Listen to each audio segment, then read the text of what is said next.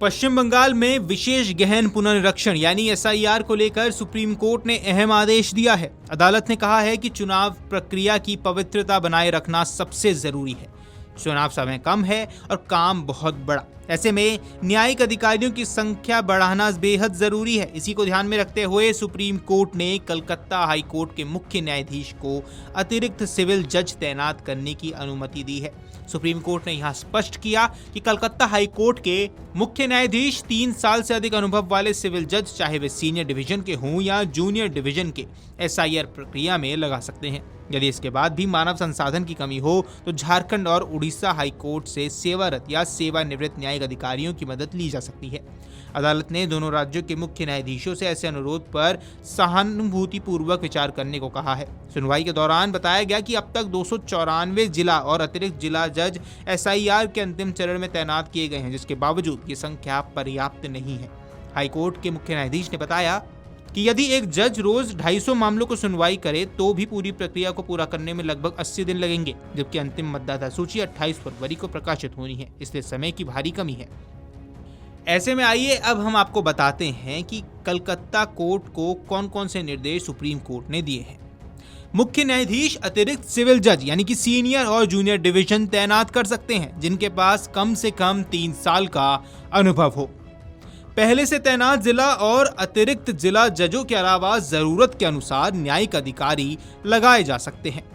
यदि राज्य में उपलब्ध जज पर्याप्त ना हो तो झारखंड और उड़ीसा हाई कोर्ट से सेवारत या सेवानिवृत्त न्यायिक अधिकारियों की मदद मांगी जा सकती है। झारखंड और उड़ीसा हाई कोर्ट के मुख्य न्यायाधीशों से ऐसे अनुरोध पर सहानुभूतिपूर्वक विचार करने को कहा गया है। तैनात न्यायिक अधिकारी एसआईआर प्रक्रिया में आए दावों और आपत्तियों की निगरानी और सत्यापन में मदद करेंगे। पूरी प्रक्रिया समयबद्ध और निष्पक्ष तरीके से पूरी की जाए, ये सुनिश्चित करने की जिम्मेदारी भी सौंपी गई है। आपको बता दें, सुप्रीम कोर्ट ने बताया कि यह आपात सुनवाई इसलिए की गई क्योंकि कलकत्ता हाई कोर्ट के मुख्य न्यायाधीश ने पत्र लिखकर प्रक्रिया की विशालता और जटिलता की ओर ध्यान दिलाया था। उनके अनुसार 50 लाख से ज्यादा मामलों में तार्किक विसंगतियां और अनमैप्ड प्रविष्टियां पाई गई हैं। ये एक बहुत बड़ा अभ्यास है जिसे कम समय में पूरा करने की चुनौती है।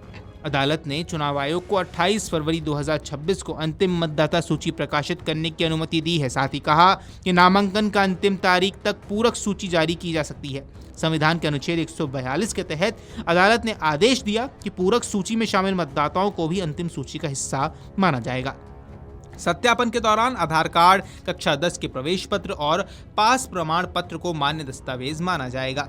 ईआरओ और आईआरओ को न्यायिक अधिकारियों के साथ सहयोग करने का निर्देश भी दिया गया है। सुप्रीम कोर्ट ने पिछली सुनवाई में कहा था कि राज्य सरकार और चुनाव आयोग के बीच भरोसे की कमी के कारण गतिरोध की स्थिति बन गई है। इसी कारण न्यायिक अधिकारियों की निगरानी में प्रक्रिया आगे बढ़ाने का फैसला लिया गया है। अदालत ने कहा कि दोनों पक्षों की चिंताओं को संतुलित करते हुए चुनाव की शुचिता सुनिश्चित की जाए। Video desk amarujala.com। अगर आप ये वीडियो YouTube पर देख रहे हैं तो हमारे चैनल को सब्सक्राइब कर बेल आइकन दबाएं और Facebook पर देख रहे हैं तो हमारे पेज को लाइक करें।